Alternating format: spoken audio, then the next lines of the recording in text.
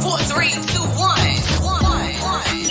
We are all here shooting this shit with our hosts, DJ Duss and Bamboo Bam. Let's go.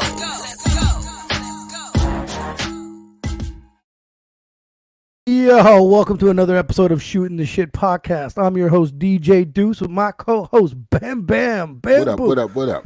It's good. Good? You good, man? Last time we man. talked real quick, you were going back to the dentist and your shit was going to get ripped out. Yeah, no, I had to get surgery on my gums, man. She had to get all up in that motherfucker, bro. And I asked you to get some footage and you didn't get none of that.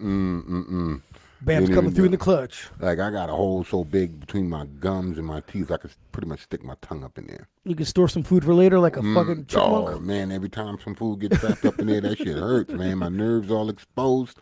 You know, drink something too hot, something too cold. Oh, God. I didn't even think of that. I'm telling you, everything. Give you any pain pills? No, just some Advil, you know. Yeah, sure. Whatever. No, Not good enough. Advil's good. They give you the good stuff that you can sell it on the side once didn't use them all? No, I'm going to take the good shit. I'm going to take the good shit. I don't know what you're talking about. I feel you, brother. I feel you, man. All right. I want to let everybody know, like our Facebook page. That's at Shooting the Shit. You can stream all our live episodes, comment, be a part of the show, you know, break Bam's balls with me. Yeah. You know, let's do this. You do the exact same thing on YouTube. That's at Shooting the Shit podcast. Stream all our live episodes. Subscribe, man. Notifications once we go live, ding, it lets you know. We go on, be a part of the show, man. We like being live. Hit that like button. You know, we like being live because we like all the screw ups and stuff, right? It's just a part of our show, you know. What we do. And once we're all done with the episode, we usually upload it right away on all major streaming platforms. And that's at Shooting the Shit Podcast 1. That's on Spotify, Apple Podcasts, Amazon Music, all that other good stuff, you know. But yeah, so no, man. We have again, the world of the internet's very fascinating, man. You link up with people from all across the country, across the world, and I linked up with this dude here on Instagram. He's from Edmonton. He's an up-and-coming artist, man. I listened to some of his stuff. I was really happy we got to connect. And again, this is the positives of the internet, not the negatives, the goddamn positives, man. Let's get him on here, man. Sinful Poet, how you going, brother? How's it doing, man? Yeah, everything is well. Everything is well. I'm glad you guys have me here on your podcast. It's our pleasure, man. Our pleasure, brother, man. That's what I mean. This is where the positives, because everyone always knocks down the internet, because the internet's the world where they can give you bad comments or troll you. But this is where the good positiveness of people hooking up and really appreciating each other's crafts, and that's what this is what I like. This is what the show's about: positivity, man. Letting people know what's good. And brother, we're really happy to have you on, man. For sure, absolutely, for sure, man. Absolutely. Just listening to you guys there before I came on, and hearing you guys and your conversation. I'm like, there's nowhere better to be. I appreciate it, man. I want to have. I'm still trying to replace Bam, but it's as good as it gets for you now. Ain't replacing Bam. Bam ain't going nowhere. I tried. Anyways, brother, let's get right into it, man. I want to know more about you. Where were you born and raised? Oh man, I'm from Sierra Leone. I was born and raised in Sierra Leone, West Africa. Okay. And then so you're in Edmonton right now, right? I'm in Edmonton. Tell me your story. How'd you get to Edmonton? So yeah, like from Sierra Leone, of course. I've been living in Moncton, New Brunswick. So so technically, I'm from Moncton, New Brunswick. I'm representing Moncton, New Brunswick. And I moved here about 2 years ago to just keep the hustle going. Yeah, man. Home is still New Brunswick, and I'm just out here hustling. I got a couple questions since you're from Moncton. How is the hip hop scene back in Moncton? Oh man! Every time I get interviews, it's how's the hip hop scene? Absolutely. The hip hop scene in Moncton it's getting better. It's getting a lot better. Like compared to when I came on and now. When I first came on, it was intimidating. We had a lot of guys doing hip hop and all that, but because the scene is not that big out there. Yeah, the hip hop scene is really not that big. So I saw that number drop. But lately, lately it's been getting back there. I know a couple of guys doing it now, and they're doing me proud. That's dope, man. It's dope. I love how things are starting to, the culture is growing, you know what I mean? And especially in small places like Moncton, it's accepted, and it's, you know what I mean? Like some people are scared. Like we're here from Ottawa. Bam, that's where Bam lived here for a while, and that's how we met. Hip hop was very still back in late. It wasn't. There's a couple places, but they stuck us there. Well, I mean, when you go certain places, you find hip hop a little small here, small there. But if you think about hip hop in a whole, the motherfucker went globally. You know what I mean? It's worldwide. I'm featuring fucking Russian rappers, dog, right now. So think about it. You know what I mean? We all over the globe right now. So you keep pushing, you keep doing that hustle, keep it going. You know what I mean? So, but back into this, who influenced you into being an artist, bro? Oh man, I've loved hip hop. I think since I can remember, I've loved hip hop. I remember the first time that I actually ever rapped was on a track from one of my homeboys, Pupa Badger, and it was super fast. It's one of those Buster Rhymes kind of things. Yeah, yeah. And I loved it. I loved it, and I made sure that I remembered it. And I used to just to impress my friends, I'll go. But I never. And this was still in Sierra Leone. I never, Nice. music has not been part of my family. Yeah. But again, I've loved it since like I said, since I was a kid. So I remember, trying to impress my friends. I would rap this, whatever, but I never imagined that I'll get into hip hop the way I have. But to say when I moved here is when it really happened, and it happened with listening to guys like J. Cole and Nas. The Illmatic. Yeah. Oh yes. I think it did it for me. That did it for me. The storytelling and all that did it for me. Yeah. Oh, he's into that Illmatic Did storytelling. I ever ask you that question? What got you into hip hop? Was there one specific moment? One specific moment. Let me see. Give me a second. I got to go back. Bam is originally from New York, right? So this is the mecca of hip hop. So let me go back. Who really got me into hip? See, honestly, it's Run DMC, bro.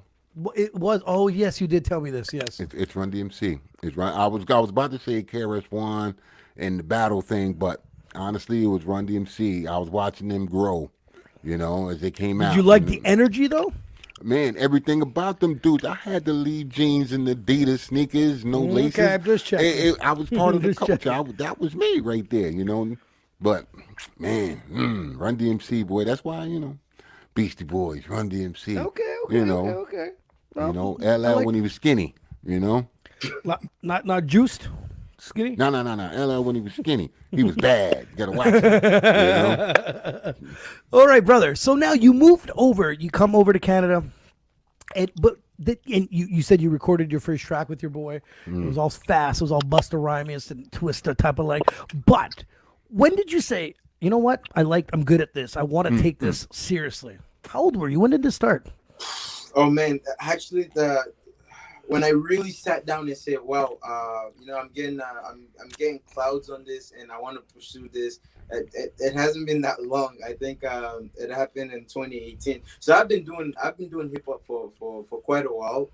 Started somewhere in 2012. By 2018, I decided, you know what, okay, I've been beating on this craft, and I think I'm a lot better now. And by 2018, I really decided I'll go for it. Now, the type of hip hop that I do is different from what I started with. Okay. When I started, it was all about trying to be the people that I'm listening to. That's what I was doing, which was, again, I mean, that's not the way to go about it. It's true. In hip hop, you want to find your own sound. You want to have your own signature, right? Right. So by 2018, I decided, well, I'm African. That's one. So I've got all my stories. All my stories are African stories. Yeah, I've made stories here, but I like that. It's hard to relate to stories from Africa if all my friends here don't know what it's like there. So I can share stories like that, and because people listen to music all around the world. That's right. It's good for them to know some of these African stories. So I decided to do Afro. Basically, write the way I write, the way I do my things, but write that out on a Afro beat. Because that's you, right? Because you're coming. Music, it comes out of you. There was a young cat when I owned a studio. He was an Indian guy. He was really good. You actually have a track with him, man. Oh, Rex, yeah. And he put a timeline on his game. He's like, I don't make it in 2 years. Like, I'm quitting. I'm like, no, that's not how the game works. You get it, or you worked at it. And I suggested something to him. I was there with Jones, the producer, and I was like, did you ever think about making that one track a little bit of an Indian style track, just a little bit? I'm like, you're the second biggest population in the world. Like, you just need that one hit through that, and then you can start doing your own thing. And he was so against it. He's like, no, I don't want to do that. But again, it's a bit of himself is what I was trying to bring out. Exactly. So when he said, these are my stories, I was like, thank you. Because you know what? People, even though we're learning from it, but other people back home will relate to it. I like the route you went though. I appreciate that. Everybody have different routes. Like, I hear where you're coming from. You African, you want to, talk your language, you want to talk, let the people know where you're from. But then you have some people who's like, you know what? I like to keep to myself, but I'm an artist and I like to create new content and, bring you into my imagination. Yep. You know what I mean? Because I'm more of that type of person. I don't like to really talk about my stories back in the day. You know what I mean? I'd rather create something new, my imagination. Come take a ride with me where I'm going. You know what I'm saying? So I dig it. I dig both ways are good. I think both ways are nice. Your music, right. Yeah, absolutely. Just to go back on Buddy there that you spoke about is even I myself I had a timeline set on myself. I was like, you know what? Ooh. By 25, if I don't make it, I'm out of this. I'm going to school. And I'm 25 and things are popping out. I'm like, wait a second, and things are getting better now. And I'm like, wait a second, a couple of years ago when I said that I didn't have a team, I had nothing going on for me, and I just, out of nowhere, I just said, you know what, by 25, if I'm not famous and rich, I'm going back to school. And I don't think I'm glad that I'm still pursuing music. Because it makes me happy at the end. That's what counts. There's nothing wrong with goals. Set the goals. You know what I mean? Reach for something. But to say that I'm going to reach for the top and give up, like Bam brought up a good point. I don't know. I think it must have been the last couple of podcasts. Who won a Grammy not too long ago? Nas. His first, right? His first Grammy.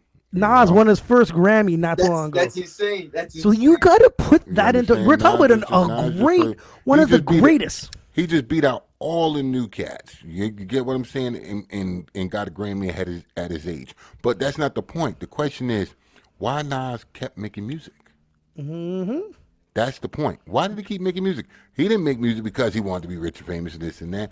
Nas make music because he liked making music. You understand what I'm saying? There's no timeline to when you want to stop making music. Absolutely. You know what I mean? You got the Isley Brothers still making music. You got Earth, Wind, and Fire still making music. These bands are in the 70s, bro. So don't give yourself a timeline. Just do your thing. Enjoy making music from your heart and doing your thing. And sooner or later, you're going to get somewhere you appreciate being, But this is a straight up fact. You do have a great team because when I shared him the flyer, the digital flyer, all of a sudden it was like ding, ding, ding, ding, ding, ding. I was like, what the hell's going on? What's all these what's going on here? Who these people? This guy has a great team behind him, and you know what? I appreciate that. That's good, man. Keep those people around, brother. No, absolutely, man, absolutely. So yeah, for me, it's always been about the grind and building that team. And because, like I said, because I didn't have the team and I had a timeline set on myself, and now I have a team that's putting in more work than myself, and they're pushing me. It's just like quitting now feels like, just dig up. So there's no way, absolutely no way. Word. So if you wanted to turn somebody into a fan of your music, which song or video would you recommend for them to hear? Oh man, it's always going to be.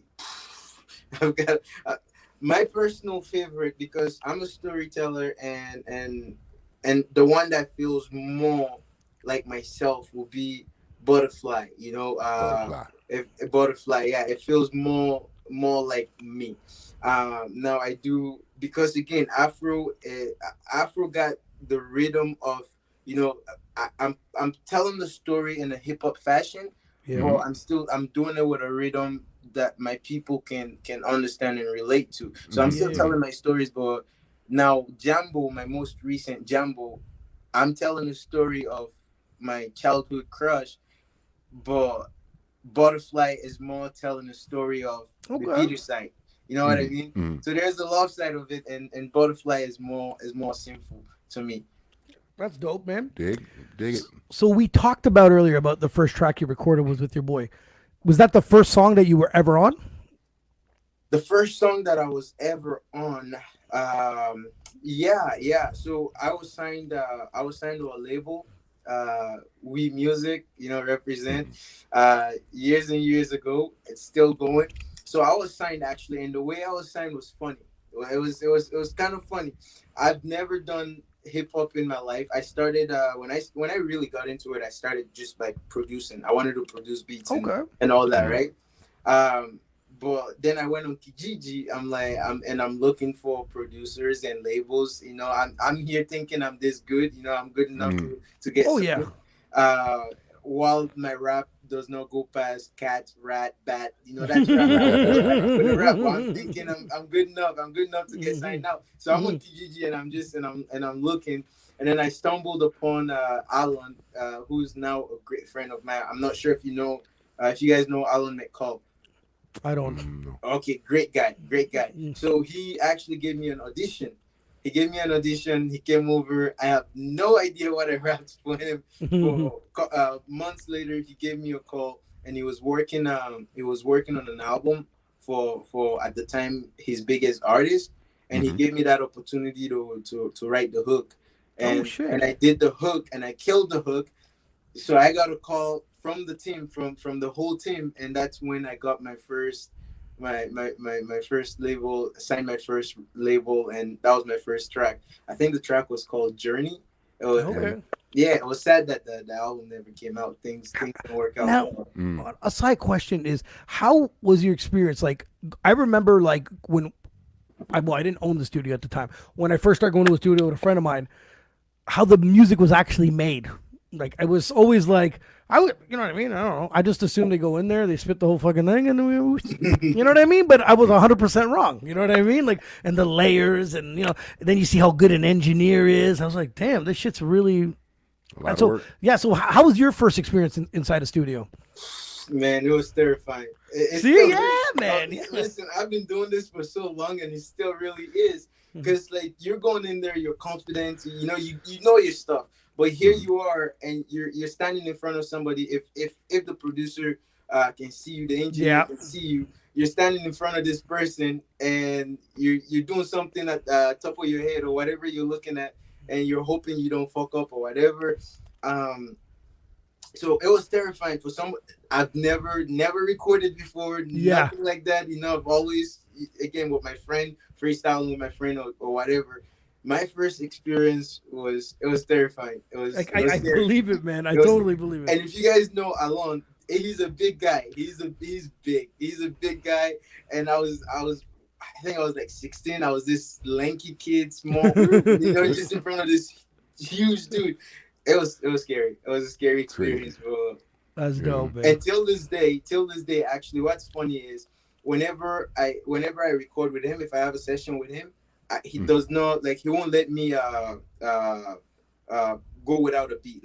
Some people will say, oh, give me a cappella, let me hear what you gonna work on or whatever. He doesn't trust me to do that anymore, because if I'm sitting in front of him and I'm trying to, he'll say, Abdul, just put on the headset, go in there. That's it. Do you remember your first performance ever? Yeah, I do. Another terrifying experience. Yes, tell me about it, bro. It was relieving, and it's still it was so refreshing when it was all over. But the lead up to that was scary. I remember my first one actually went well. The second one, I don't think the second one did. The second one, I think I got left on stage by somebody that shouldn't have done that. Because they already had experience in the hip hop game for however long before I even, and that was my second show. And I remember I was doing a song, and the verses were I think it was long, it was long. It was the two verses were long. And he had his own verse in there. So basically I did my verse, and then he was supposed to come in. He started his verse, couldn't remember. We started again, couldn't remember, and then and then he just walked off. He just walked off stage. So there I am, no experience. He said, "Fuck it." Right, no experience, and dude with all the experience that's been doing this for a while just walked off, and now I'm thinking, where do I go from here? I think I'm not sure what I did. I'm not sure if I covered his verse or I just kind of just kind of went into the second verse and yeah. ended the show there. Yeah, it turned out to be a great night, though. It turned out to be a great night. I did the rest of my set, and yeah. Good. You know you can do it from start to finish now. Now you know. When you get up on that stage, you can do your thing. You know what I mean? That's right. That's right. Yeah. Oh yeah. So you said you were signed to a label earlier. Are you currently signed right now to a label, or are you independent? I'm independent at the moment. Yeah. Now, is independent the way you want to go, or are you open-minded to being signed? The choice, man. I think if any artists have the choice and things work out, I think independent is the way to go if you have the choice. Now, not all of us got that choice. It's like I can work on deals with labels, like, you know, and I don't think I necessarily want to sign for a label. Now, if the deal was great and I feel it works out for me and my team, no problem at all. But if I can work on a partnership, for instance, or, you know, but to sign a contract with a label to own my masters and everything else, I don't think at the moment it's rare. I don't think at the moment my team and I, that's not where we want to head. You know. Right. Do you guys? I got a question for both of you. Do you find that now being independent has been easier than ever? You know, you put everything up on Spotify and all that stuff with you know, a few clicks, right? YouTube, you know, your music videos are on YouTube. Now you don't have to be waiting to be on MTV or Much Music or all that other stuff. Do you find that now that could force the hand of the labels to actually give you better deals? No. You don't think it forces their hand? Me personally, no. I don't think it forces their hand. What it do is it makes a tighter grip on them. You understand? They make it a tighter grip because now if you think about it, you know, when it comes to Spotify, most of these labels are invested in Spotify. You get what I'm saying? So they're doing everything in their power to limit us. You get what I'm saying? The last thing they want is an independent artist to go fucking platinum. The last thing they want, they don't get a dime from it. You get what I'm saying? Yeah. So they doing everything in their power to slow it down. Oh no, we don't want that. Let's push this guy a little more. Get this guy, favor this, radios. It just makes things a little harder for us. So we got to figure out how to navigate through that because the problem, what happened with the labels is they lost control because of the internet. You get what I'm saying? Yeah, that's right. We don't need to push on the radio anymore. You get what I'm saying? Yeah. All we need to do is push on our fucking platforms. You get what I'm saying? IG, Facebook, this. We can go viral there. They can't control it. You get what I'm saying? So once we got that going, they can't stop us on yeah, but doesn't it force them? You're not even answering my question. This is why I have a witness. Simple. You understand? You understand the arguments I have here? He didn't answer anything that I said. You say it forces them to give us a deal, but it forces them to make us do what we got to do so they can go, hey, we here, we can make it better for you. So you're telling me you do all the hard work is what you're trying to say? They're trying to pressure us in a certain way for us to accept these deals. Because when they come at you with these deals, it's like, oh, well, we can do this and do that and do this and do that. But they still figured out a way how to fucking screw you. You get what I'm saying? So I'm going to let my man speak on this one. What do you think, brother? Disagree with him. I think both points were made in a sense that, yes, it does force them to offer better deals because if before I couldn't upload my own song on Spotify. That's right. You know what I mean? Before, like, or even iTunes or Apple Music, I couldn't do that. But now I have all these other companies that can do that for me. Yeah. For $20. For $20, that's right. I can have my music wherever I want. You know. But now what that does as well is they're not pushing my music. I'm giving them $20 and they're just dropping it, inserting it. Right, and it's up to me to put in all the work. It's hard to stay focused on social media, promoting your song, and take care of other things as well. Like, let's say if you're on Instagram, it's hard as it is already. Yeah. To do these things like, you know, Instagram, this because let's say, for example, me, I don't have a huge following on Instagram, and if I wanted to contact or work with somebody else, it's a little harder to work. I feel you. Okay? You know what I mean? So yeah, but to give us that deal, they know that if my team and I, like I said, the amount of work that we're putting in, I know that we can get to where we need to get to. It just takes a lot of work. You know, like Bamboo said, it takes a lot of work and they're making it harder. They're not they're not going to lay off and just make life easier. It's a lot of work. Even like Spotify is making it harder for artists, independent artists, to get things through, and all that, to even communicate with them is difficult. So they're making it. The labels are making it harder for us to be independent. For sure. I get that. But I just figured, like, if a few people are doing well, or you're maneuvering a little bit faster than some, you're above the water with it. They can probably come with a deal, but now you'd be like, you can look at them and be like, I don't really need it. I'll take a good deal, but I don't need the shit you're going to offer me at first, is where I think the hand gets forced a little bit. But I do see your point about making it a bit harder. Now, my other question is, how angry are you guys when you hear a story of certain rappers that made it big? They told them to come into a room and they told me to rap. And they're like, well, how long did it take before they signed you? And you go, 10 seconds. Doesn't that piss you off a little bit that back then an opportunity was 10 seconds? It was like a lottery ticket. Most of the time it's always, family. Okay. It's always been, family or a really close connection. Usually that's what happens, You got the rare case, like you were saying, Post Malone, poof, overnight, you know what I mean? On SoundCloud, yes. Right, I didn't even know that, but whatever, you know what I mean? And you have certain people who did come out of the woodworks and be like, boom, well, if he did, good for him. I can't really be too mad about that. Yeah. You know what I mean?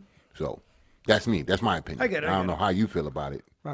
Just sinful. I'm an angry fella. That's why I'm always angry. I'm always like, no. It's, sometimes we all are, man. We all are. Like, for example, what's the is it Catch Me Outside girl that got?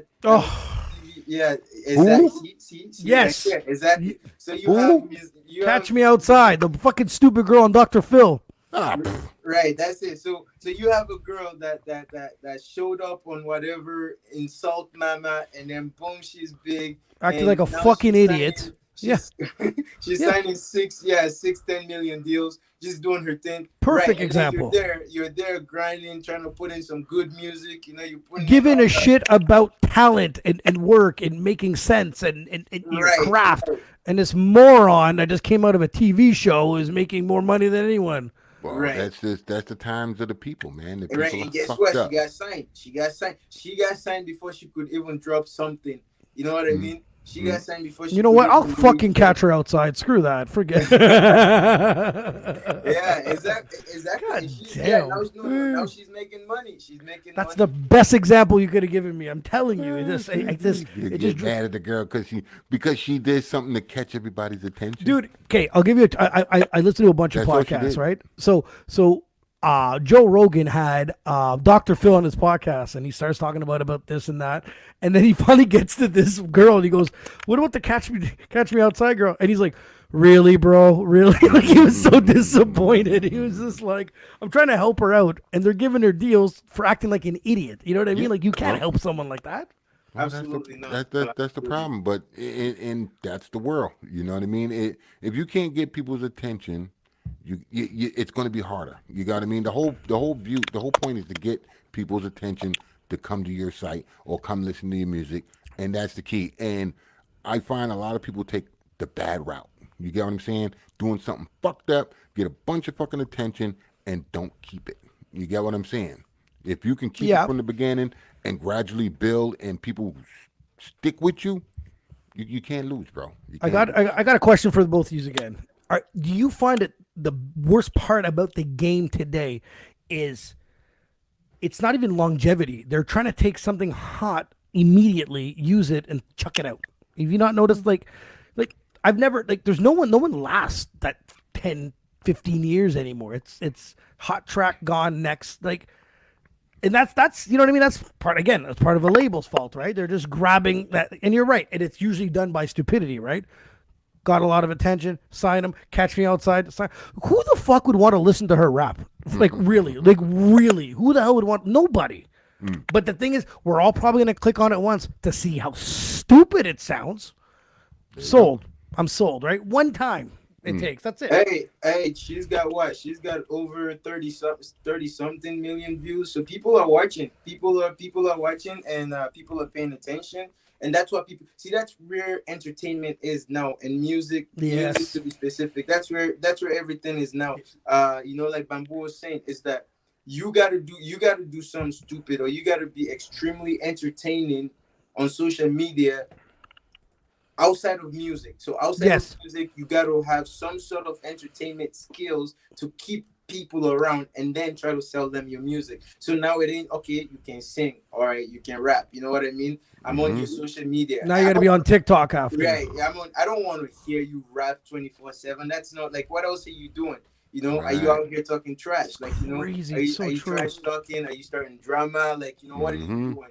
You know, and I think, and that's where it came to a point that hip hop now, the best way to market your new music or hip hop is by starting a feud with somebody, you know. It's true, actually. That's something stupid. But that's a problem. That's a problem, because that feud ends up with somebody in a coffin. You get what I'm saying? Because people not playing. You get what I'm saying? These young boys got no fucking sense of consequence. You get what I'm saying? How come they don't put it like professional wrestling? You know, it's all made up. It's like, you two are gonna beef next week, but we know what's gonna happen, right? Like, you know what I mean? Like, but they're not built for it. Like, you get it. Like, if you think about it, MC Shan, KRS-One, they was built for that hip hop battle shit. Yeah. You get what I'm saying? Shan came out, KRS dissed him. Shan went to the Bronx, rapped in the Bronx. Who give a this? We built for this. You get what I'm saying? Now you put these two new cats together. As soon as they see each other, they want to shoot each other. No. How about y'all keep rapping at each other and see who comes out on top? You get what I'm saying? They don't have the skills to do it. You get what I'm saying? Okay, I see what you're saying. This is the problem, right? Right. It is. It's a big problem, because like beefs back in the days, you know, even though we lost Tupac and Biggie to one of those, but it was still different from what it is now. Now, if you name call somebody on your track, you might not hear your name again on theirs. You know, somebody will just hit you up. You know, that's where it is now. Anyways, but like let's say like the Nas and Jay-Z beef. That's right. You know, it was all hip hop. And they made a lot of money out of that beef. Smart. Going back, it was smart. That's right. Nowadays it's not. Well, when a lot of people analyze that beef, it really was a one-sided beef for a long time. A lot of people don't realize that. Jay kept popping shots at Nas for a long time. Nas just let it slide. And then Nas said, okay, fuck it, I'm done with it. And just drop Ether. Boom. You know what I'm saying? Slap Jay right in the fucking jaw. Jay's like, damn. You know what I mean? Like, I didn't even appreciate it until about the fifth time I heard the song. I get it. Yeah, Do you get what I'm saying? It's an amazing song, bro. That happens. Do you find that instead of now, but the big problem is, like what Bam was mentioning, was they don't diss each other over music, but they'll be on Instagram live talking shit about somebody else. That's right. So it takes away from the music. Instead of being creative, like he's saying, to go at it with each other, these morons are on Instagram live saying, screw you, blah, blah, back and forth. And it looks like a couple babies. And then again with the social media, I can post where I'm going to be tomorrow or where I just checked in. And then dude's waiting for me outside. You know what I mean? So, in hypothetically, let's say me and Sin is back, beefing back and forth, song for song, and then we get on Instagram, we talking shit, blah blah blah blah blah. One of us is dead. Boom. One of us is in jail. Guess what? No. Seriously, this is the end result to that whole scenario.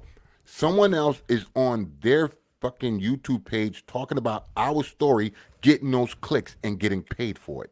That's so ultimately true. In the end, you get what I'm saying? Yeah. We're not getting any more money. We're not getting nothing. You know what I mean? No. You see what I'm saying? So you creating content for someone else to get rich off of. Why? You get what I'm saying? Create content for you to keep getting rich off of. You know what I mean? So are you talking about DJ Vlad? I don't even want to. Don't get me started about that, man. Don't get me started. Like, don't get me wrong. He, I guess his original goals, his intentions were good, but after a while, people started to see what was going on with him, right? So, like I said, but him, every other. Anybody. No, it's everybody. It's everybody. Everybody's doing it. You know what I mean? Everyone does it. Like right now, I mean, God rest that man's soul, X. You get what I'm saying? Everybody's putting something up about him. You get what I'm saying? You don't know that man personally. Leave that man. Stay at that business. You get what I'm saying? I get you want to do your thing, but people are trying to give us stories and talk about this. You know what I mean? And people talking about it on their fucking pages. You know what I mean? Just to get clicks so they can get money. Come on. True. You know, it's terrible. It's terrible. Yeah, it's terrible. that's how it all ends. That's how it all ends. It Absolutely. doesn't end up with the two people making money, you know. There you go. It makes it even if it wasn't the other person that popped, whoever the other person was that was talking, you know, they're still going to jail. Yeah. So like you just made it easy to be the target. You know what I mean? Big time. So that's just where it is. It's a sad world, man, when it comes to entertainment now. So who are some of the producers you working with right now? Oh, right now I'm only working with one producer. One? That's my boy Don, and I'm working with an artist, Wave Ends. So those are the people that I'm working with right now when it comes to music. Yeah. Now, what kind of deal do you guys have between producer and artist? Good. Yeah. I believe every song that we work on, because right now my focus is singles. I'm not a huge fan of albums yet. Yeah. Everything I'm doing right now is about the singles. You know, it's about making every song count. So basically, every song that we work on, we try to work out a deal, whether it's 30% or whatever it is. That's cool, man. Yeah, it's no, the deals that I try to make the best out of the deals as well, so I can end up with something. Of course. There you go. Because things have changed from when I owned the studio in 2005 to like till now. I remember on Instagram some a few of the producers would be like, $10 beats or free beats, and I was like, what the hell is this? Was not our day. Our day was $100-$200, but it was exclusive. Right? So I didn't know. I'm like, this guy's giving, what is he, on crack? What the hell's wrong with him? So I actually messaged him. I said, what's it? He's like, oh, I'm leasing them until they pop off. I'll give, and I was like, oh my God, things are so different now. Like they've changed big time, you know? Oh, and some new artists coming in, they don't understand. I still buy beats, don't get me wrong. I still buy beats because if a beat is fire, I'll try to get a list for it, do something to it. But that producer is just waiting for you to pop. Like, and when that happens, because you're not reading the fine print, once that song hits, you don't know that they have 50% on that song. Exactly. You have no idea what they got, because they have the right to tell you to take that song down. That's right. It's still their beat, and it's in the contract that they sold it, and you took that contract, right? Just because you're not reading all the fine print. Yeah. Now you're big, your song is, and all of a sudden someone else is rich. Yeah, someone else is making money. Yeah, I mean, a perfect example, Lil Nas X, Old Town Road. Yeah, but he fucked the guy he bought the beat for $30. No, he leased the beat for $30. Homeboy got his money because I thought he just bought it and the guy regretted selling it for $30. That boy had his paperwork in order. No, you're fake news, bro. I gotta look. I'm telling you, he had his paperwork in order. He got paid. Trust me. But that's the thing. At first, when I was listening to all these free beats, I'm like, man, this guy's crazy. But then I saw he's like, I don't give a shit who uses what. Please make something out of this. Now I saw his game, and I was like, okay, cool. Every hustle's different, and I appreciate it all. You know what I mean? So got all these different angles, But talk about beats. Are you not scared, either of you, about grabbing a beat and you don't even know there's some sort of sample that wasn't cleared? I always find that's a fear of mine when it comes to beats. It's scary, man. It's scary, but again, because now I know better than I did before. So if I lease a beat, I know that whosoever I'm listening from, that's still their beat. So whatever comes, so it's gonna be their problem too.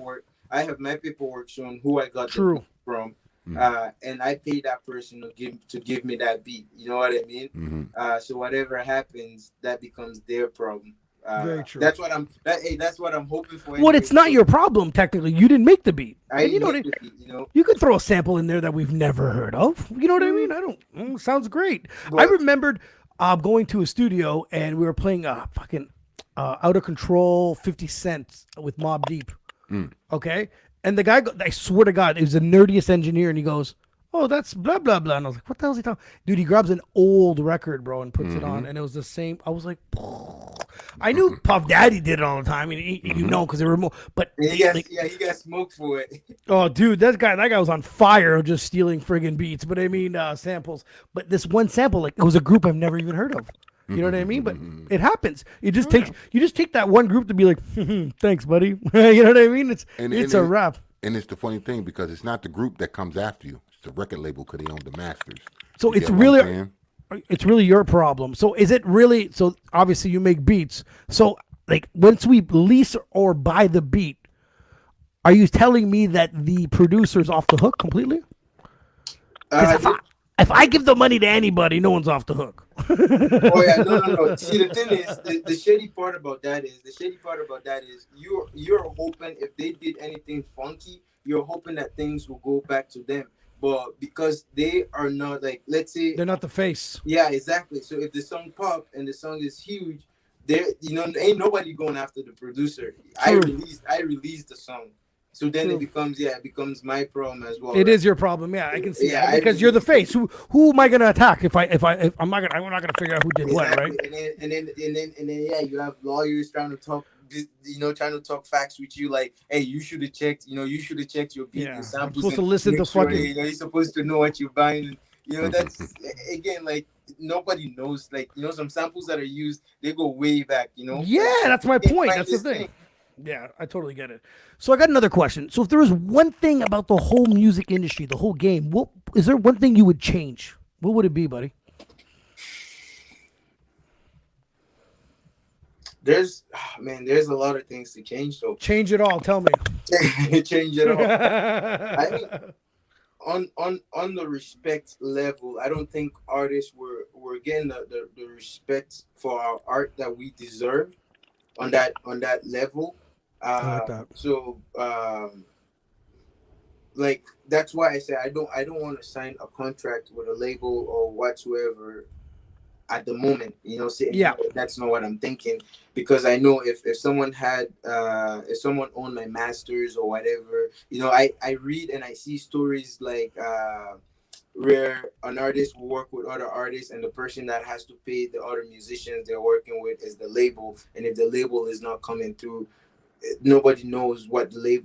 Nobody knows what's in the background. Again, everything comes down on the artist. We're not being respected and taken care of. Very true. So again, it's. I think I would like to be in control of my art. I would like to be in control of my art, and most of the times, once your music is out there, you're no longer in control. Also, I think labels try to change you sometimes. Oh yeah. You know what I mean? Your look, your style. Like, they try to. What I never understood about a label is, like, let's say if I wanted to get Bam on my label, I think he was good enough to be signed, but I'm gonna get him and change him. I'm like, what the fuck's wrong with you? You know what I mean? Like, obviously something was drawn to me. Why would I do that? But we've heard stories on this podcast alone they're trying to change with the money. You know what I mean? Yeah, you're right. That's true. What it is, I get it.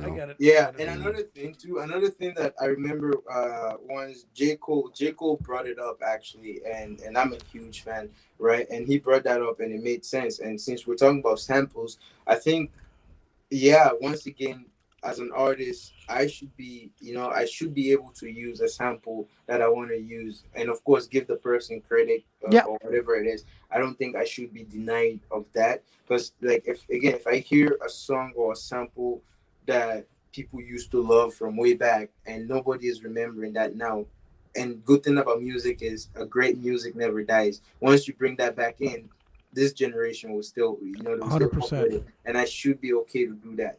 As long as it's great music, it will live on forever. But sometimes it's hard to do that, and it's scary to do that, because you don't know who will come after you when you do that. Well, that's why I said it's in majority of the time it's the labels. But Bam, is there a rule or a law that you can sample something that's 25 years or older, or am I crazy? Well, you can if you don't re-register, because they have to re-register. Oh, okay. So it's like a lease. They got. Yes, that's what it is. Yes, you know what I'm saying? To protect their music for X amount of years, you pay X amount of money. Boom, boom, boom. So no matter where it get played, you got to pay them. You got to give them their money. That's right. Which is fine. Like I said, if you want to use a sample and to to talk about what he's talking about, like I get it. Good music from back in the day, you want to use it and do something new for the new people to listen to. I get it. But here's the problem with that, brother. The problem with that is you heard it, you sampled it, and then you put it out.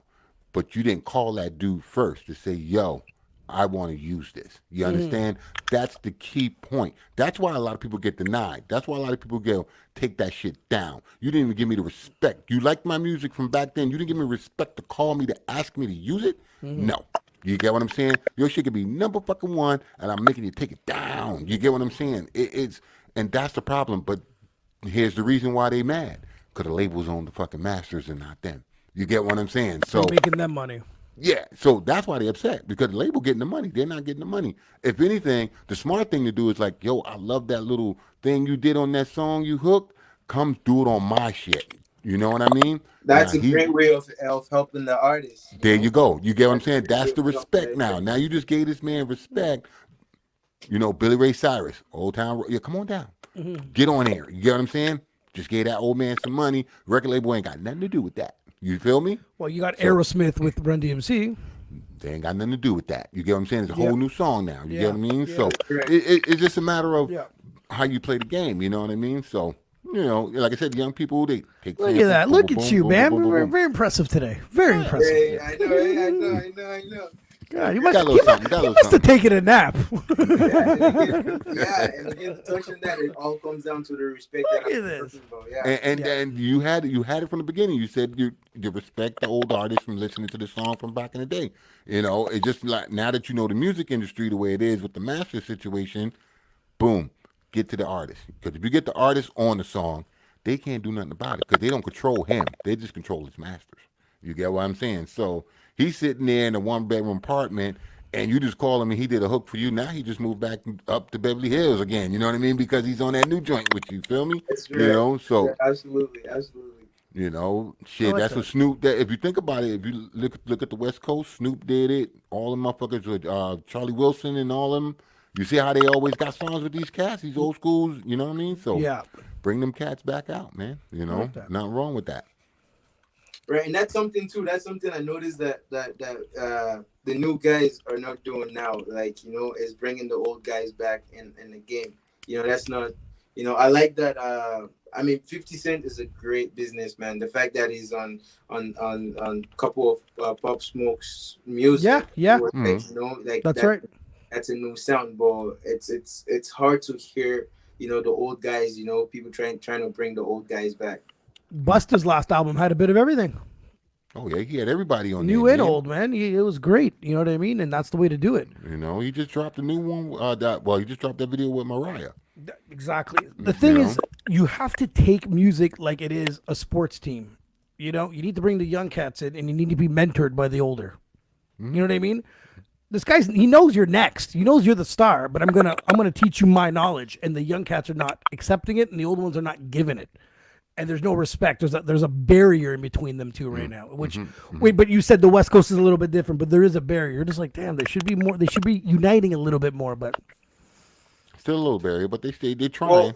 Well, I think that's why now the new guys like guys used to last, like, you know, artists used to last longer back in the days than you know now if you last more than a year, you know, you're doing good. You know, it's fucking crazy. But you're right. Song wonder. If you last over a year, 2 years, 3 years, you're good. You had a good career. Like, you know, I can name you a couple of artists, rappers that you know that people don't even mention anymore. It's because this artist will come in with their, you know, with acting all big, you know, instead of listening to, you know, trying to get a mentor or someone to guide them to you know to guide them and help them out. But instead they'll come in with their own mentality and everything else. And once social media is tired of you, they're moving on to you know. So it all comes down again. Most of these musicians that pop just like that is because they already got social media going on for them. And once social media is done with you, onto the next. And all it takes too, it takes one, like, you know, one mistake on social media. You just got to say the wrong thing once. That's all. Right. That's all it takes. You can say the one thing wrong, you're gone, and say the wrong one thing right, and you're on top. You get what I'm saying? It's a fickle Yeah. fucking thing there, you know. But how the fuck can you not say something wrong? Sorry, Bam. No, Everyone's offended these days.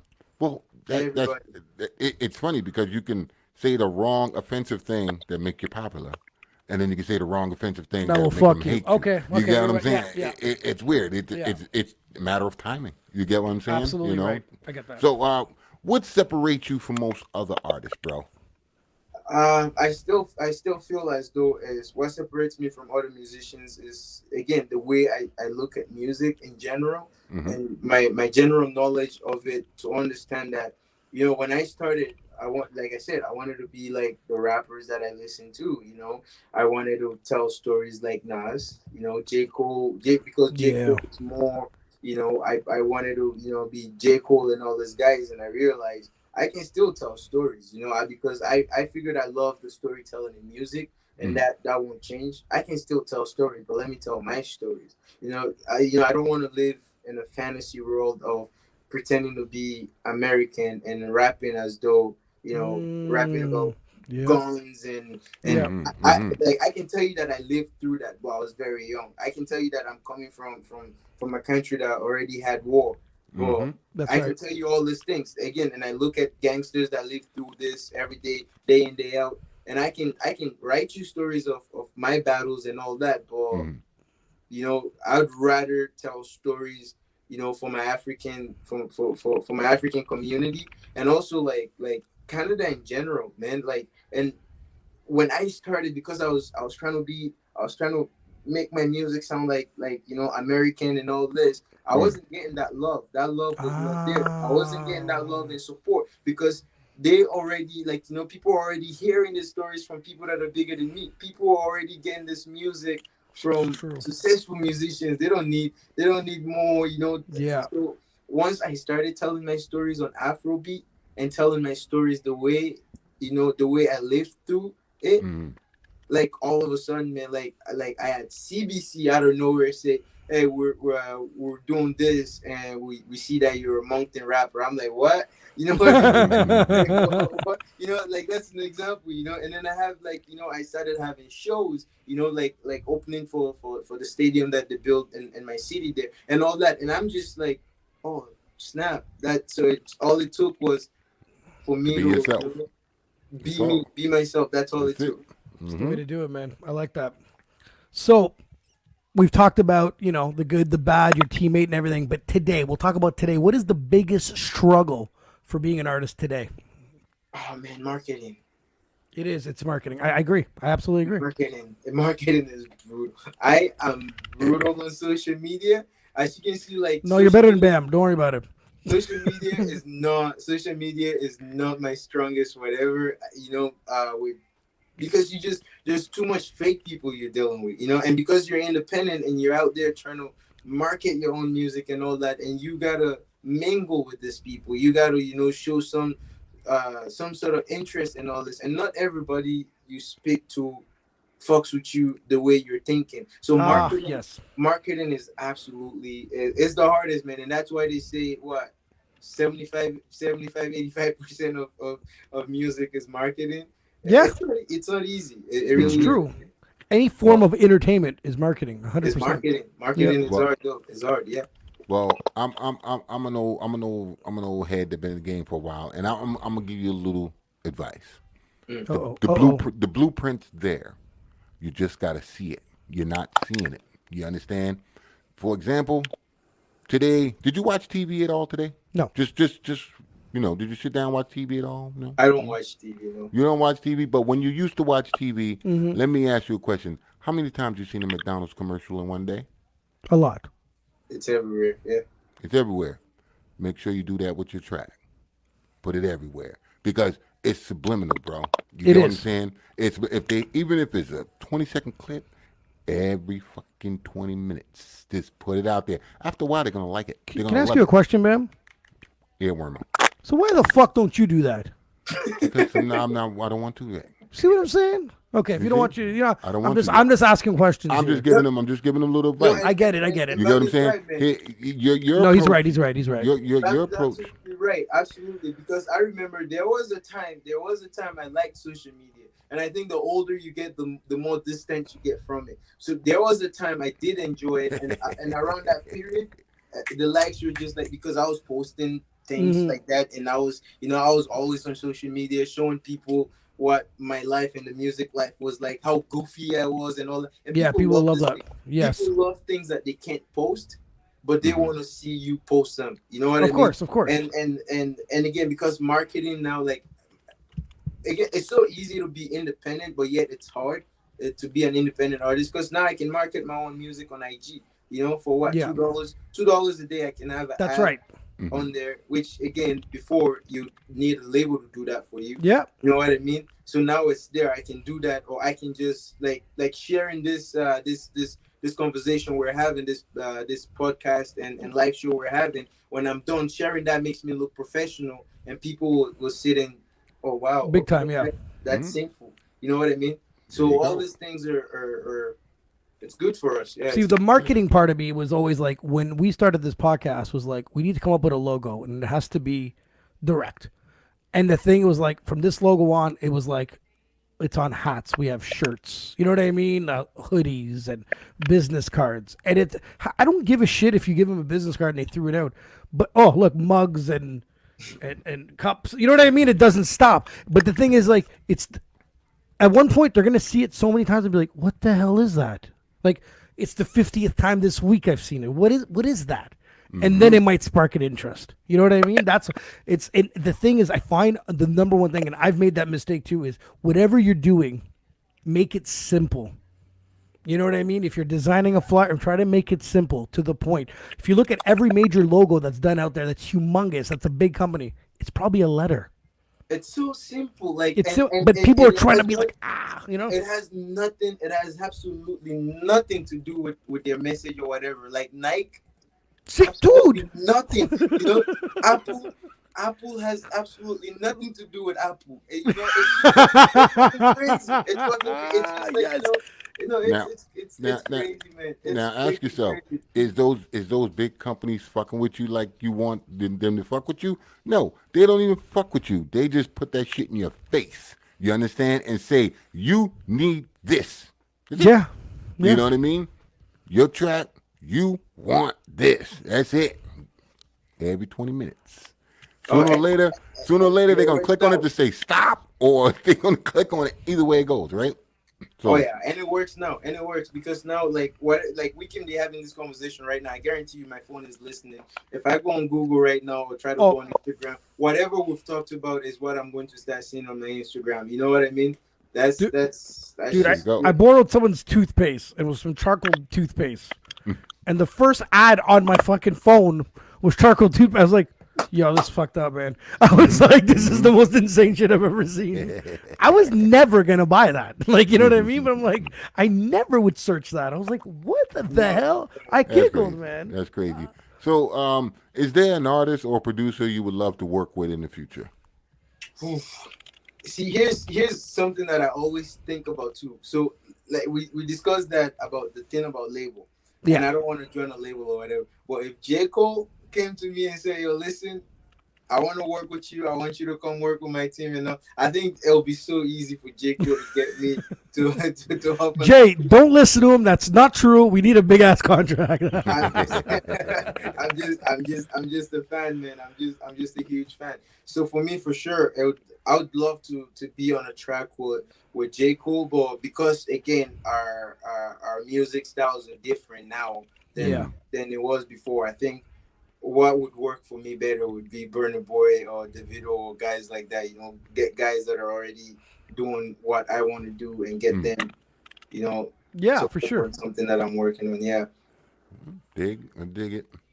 Now, throughout the history of hip hop that you've been listening from start to finish, what was your favorite era of hip hop? My favorite time?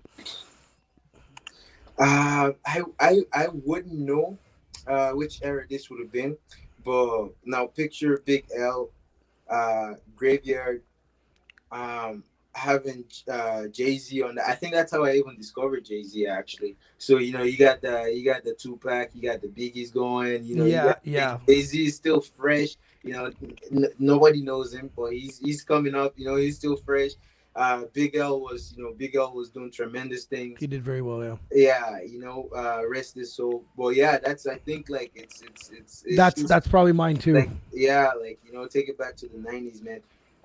Because that's where, like, now there's no stories in hip hop now. Like, very few musicians are trying to sell you something that makes sense. For one, like, it's so hard for me to write nonsense, and I've been trying to learn to write nonsense. Isn't that crazy? That's crazy. No, man, that's great. Like, I get you. I'm learning how to write nonsense. Like, but nonsense is what's selling. You gotta not make sense. I feel you, that's man. What's selling, and to learn to write nonsense is not easy, because every time I put that ink on that paper, I'm trying to make sense. I'm thinking I gotta educate. I'm thinking, like, where do I, like, but. And then whichever track, like, funny enough, whenever I put out a track that took me less time, got the flavor, got, like, there's not much story going on in there. It's just freedom. Those are the songs that gets me, like, all the views, like I said, Butterfly is my personal favorite. Mm-hmm. It doesn't have that much listeners, bro. It's just, it's my personal favorite because I thought, I had my story in there and I did. But yeah, that's just how it is these days, man. Crazy. I'm fucking nuts, man. I'm telling you. The world is messed up. So. Oh, man, it's crazy like that. Oh, man. So you like Jay back in the day? See, I really enjoyed him. I really enjoyed him when he had the fast rap going and all that. Like, I mean, he changed his flow and everything, which is really good in music. And that's why some of these guys, they're still in the game. You got to adapt. Yeah. You got to adapt, and right. And that's why he's still he's number one. Yeah, he's been fucking on top for a while. Well, he's been doing a lot of business outside. You know what I mean? A lot of rappers. Started to learn the game outside the music. They got up to a certain point. It's like, you know what? We need to make a little more money over here, over there, over there. So, smart though. Oh man, I think I read a story. He didn't even want to be a rapper. He just knew that he always wanted to be a businessman. But rapping will get him there. You know what I mean? Yeah, man. And it did for him. Yeah. So, everybody want to know your top five. Your top five. No order. No order. Let's give us your top five. Top five. I'll put J. Cole now because he's more of my era. Yeah. So I can relate to him a lot more now. Mm-hmm. And then I'll go J. Cole, Nas. I'll have Tupac, Biggie, and Eminem. Yeah. Type list, man. You don't have to answer this. Is there someone you can't stand? Oh, you had to go there. We all have one. We all have one. See, here's the thing, right? And I wanted to say this early on. We were talking about starting the business, right? And how well you guys are doing now. You might get an artist that will come on here and boom, that artist can pop and all that. And this interview can show again, and then I see what you're saying. Yeah, right. And then it'll bring you more and true enough. Yeah. So somebody that I can't stand though. I think we already discussed it. You can catch me outside if you want. We already discussed it. No, just musicians like that, and I'm still trying. Actually, I'm still trying to enjoy mumble rap. I'm still trying to enjoy, and I found myself recently. With somebody on my team, what they did that I had no idea existed was that on Spotify you can share music, so you can listen live to whatever the other person is listening to. So my boy and I were listening to the same type of music, and he loves this mumble rap and all that. And again, I just gave you my top five. Yes. My music gotta make sense. My music gotta have message. But in recent times, I've been listening to a lot of mumble rap and a lot of whatever is popping now. That's rap. So now. you've been listening to this. Now explain to us old guys above you, what the hell don't we understand? Why can't we not catch on or enjoy any of this? What are we missing from mumble rap?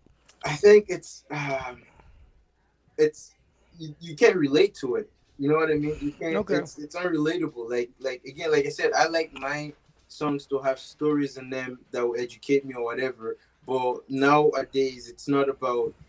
Ain't nobody care about your story. You know what I mean? Nobody cares about, like, it's just like, why is Drake number one, and he's going to stay number one for at least another couple of years. He's going to be up there, even if he's not making the same music as he used to make before. He's still going to be, because Drake is putting out music. He's not mumble rapping or whatever, but he's putting out music with stories that this generation relates to. You know what I mean? It's not the old cats, like, like you guys, you can still be a Drake fan, but most of the stories you're not relating to. But the stories now that Drake is talking about now are stories that you can relate to. Or some of these rappers that are much younger now, they're talking about experiences that I have absolutely no idea. It's got to be it. It's got to be it. Sinful, we go a little bit deeper. We talked a lot about your career. We talked about a lot of your music, but we just try to get 10 more questions out of you to get people to know you a little bit better. So let's get right into it, man. Let's do it. What's your favorite hip hop album of all time? It's got to be Illmatic. Definitely a great one. Definitely. Your dream vacation. Oh man. I don't think I'm that adventurous, but I've been trying to go to Portugal. See, I'm a huge soccer fan as well. Okay. And I've been trying to get myself to go to Portugal. And the second I get that chance to go to Portugal, you guys will see me in Portugal. Let's do it. I want to see I'll this. post up from Portugal. That's right, man. Absolutely, man. All right. So I want to know your first paycheck. What was your first job ever? My first paycheck. I think I worked at I've been working overnight for quite a while, and I think my first. Oh man, my first paycheck was I think I was about. Oh, actually, no, that's a lie. This is a better story. I got a better story. My first paycheck, I was going into grade 10, I remember, and I worked at this restaurant I worked at this restaurant and I did 2 weeks. 2 weeks, I was washing dishes for 2 weeks. Oof. And it was time for me to get paid because school reopened and and it was time for me to get paid. Dude didn't even pay me. Dude didn't pay me. I had to beg somebody to go represent me as my uncle. Oh my God. Like here's a 15, 16-year-old dude, and like somebody had to go and say, I'm his uncle, pay him or it's gonna be a problem. Wow. And 2 years later, he tracked me down to give me my T4. No word of a lie that happened. That is crazy, man. It was funny. At that point, I'm like, I think the government got to him. Definitely. Name one thing on your bucket list, bro. Besides going to Portugal, something else. Yes. One thing on my bucket list right now is also going home. I think I've been here 11 years and I gotta go home. That's on my bucket list, and I'm hoping at the end of the year I can make that happen. So, side question: you still obviously have family back home, right? How's the COVID situation back there? I don't know much of it, but I know that Africa in general is doing a lot better than most places. I have heard this, yeah.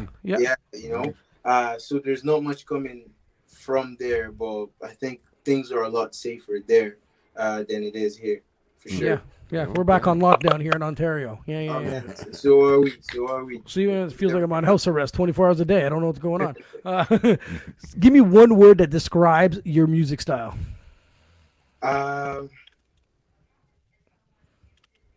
Melodic. Yeah. Another one, man. No one duplicates the words. I'm telling you. Crazy. I know you don't watch TV much, but when you was younger and you watched TV, what was your favorite TV show? Oh man, I think like Keith Butowski. Who? I'm not sure you guys have any idea what. I think it was it Teletoon or Disney? I think it was Disney XD. I think Keith Butowski. Yeah. Keith Butowski. That was. I gotta check this out now. I'm so curious now. Yeah. He was a skateboarder. It was I'm starting to remind me. Yeah. Yeah, short dude, big butt skateboard. Yeah, he was Daredevil basically. Okay. It rings a bell. It rings a bell. So besides music, what other hobbies do you have? Like I said earlier, I enjoy sport. I enjoy sport. Soccer. Now because I'm just coming back from injury, I've not played soccer and for about 3 years now. So what I do now is basketball. What? So hold on a sec. Injury. Yeah. So tell me about the injury. What happened? Oh man, my knee gave out.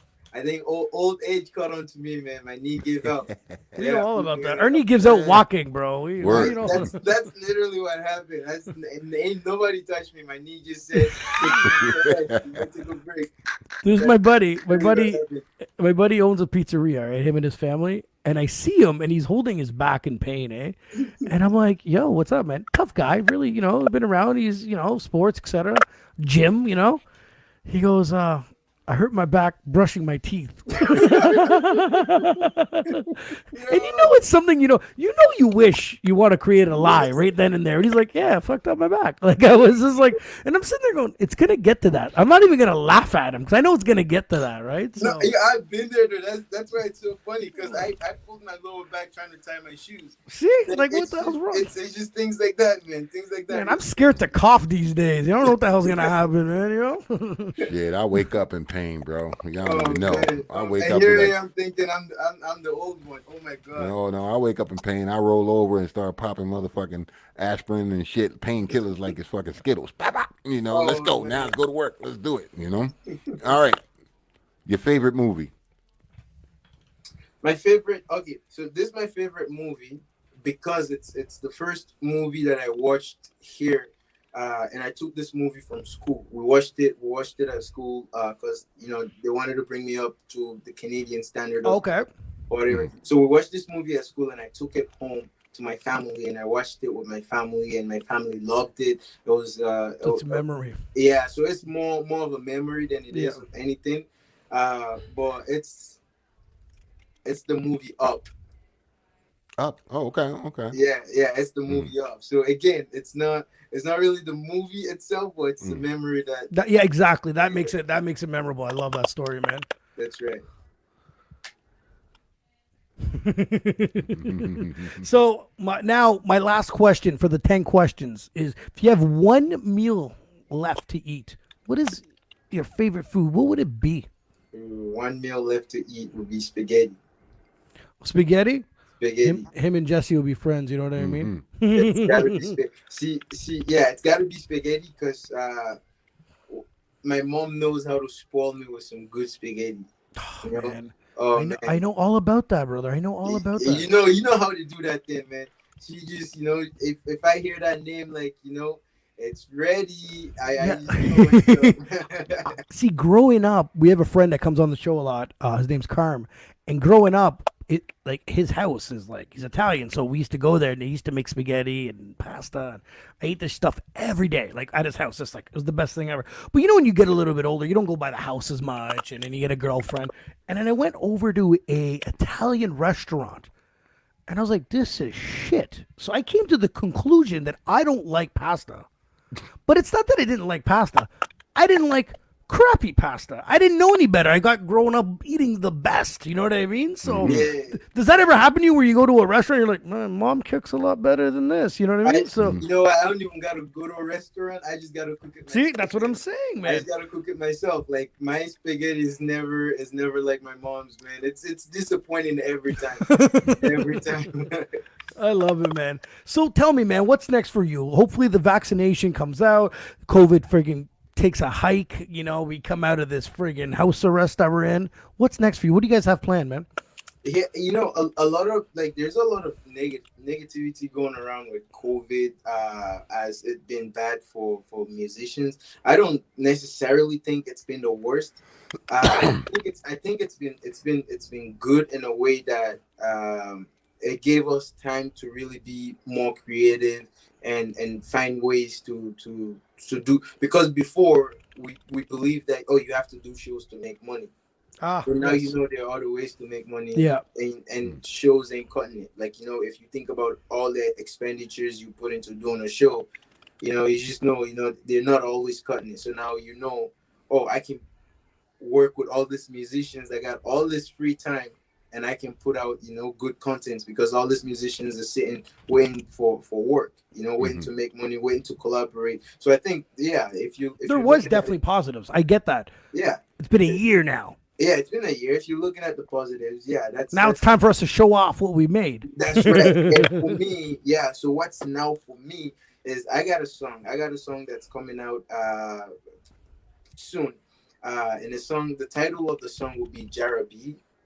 And I'll tell you again, because I love telling stories in my music and all that. And Jarabi is another story of a young lady that was born in a struggle. And had to find a way out of the struggle and make it big without relying on a man, really, or relying on anybody in general. So she got herself and her beauty, and being confident in herself and everything else that comes with that, like growing up in Africa in general, growing up in understanding that you got to make that move, you got to move, and you got to move fast.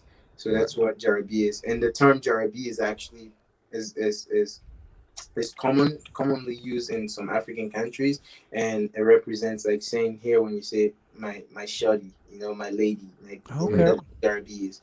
Jarabi is just my lady. That's dope. Yeah. Now, can you let everyone know where they can find you, like on Spotify and all major streaming platforms? What do they type in, brother?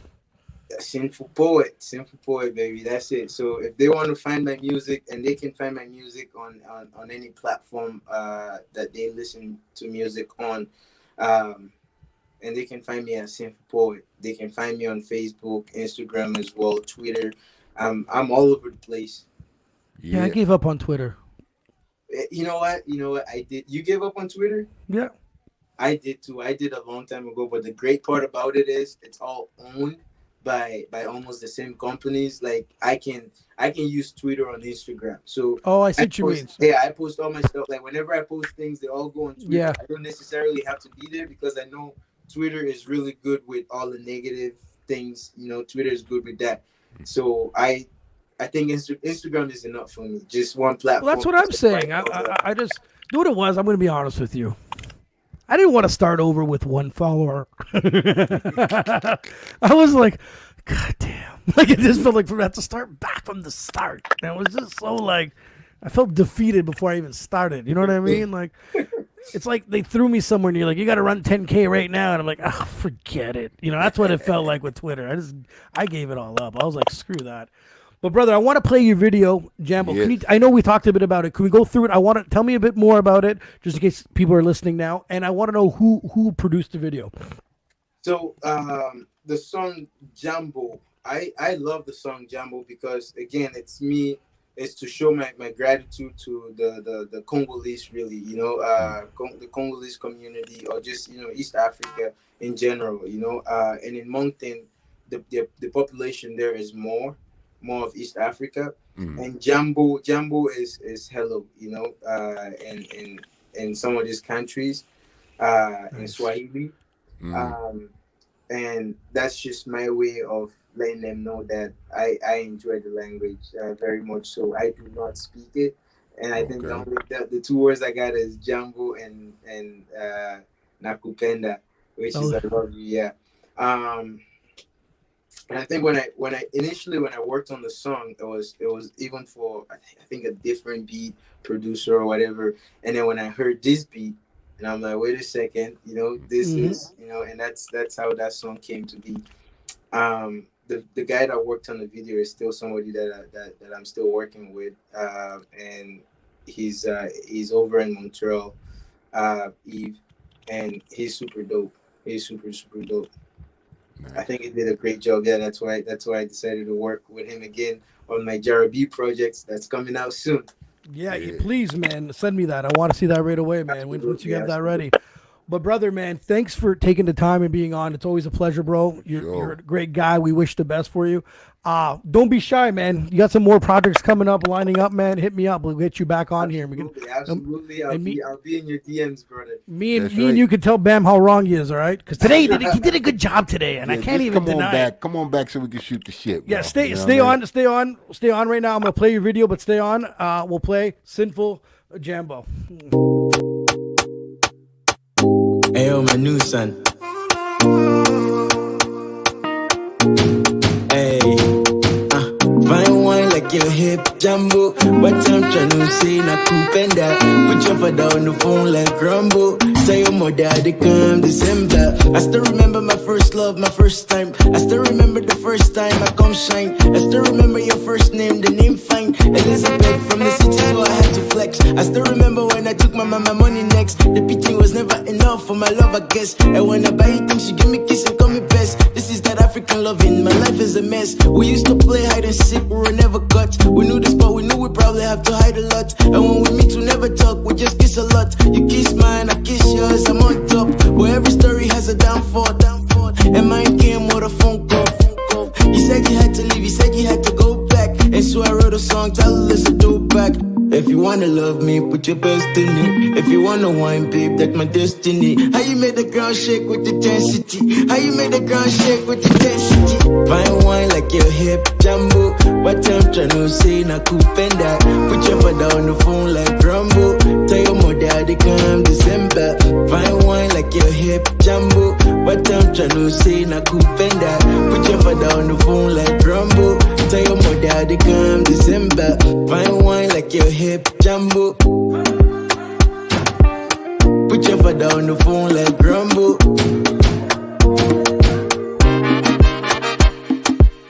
Put your father on the phone like Rumble.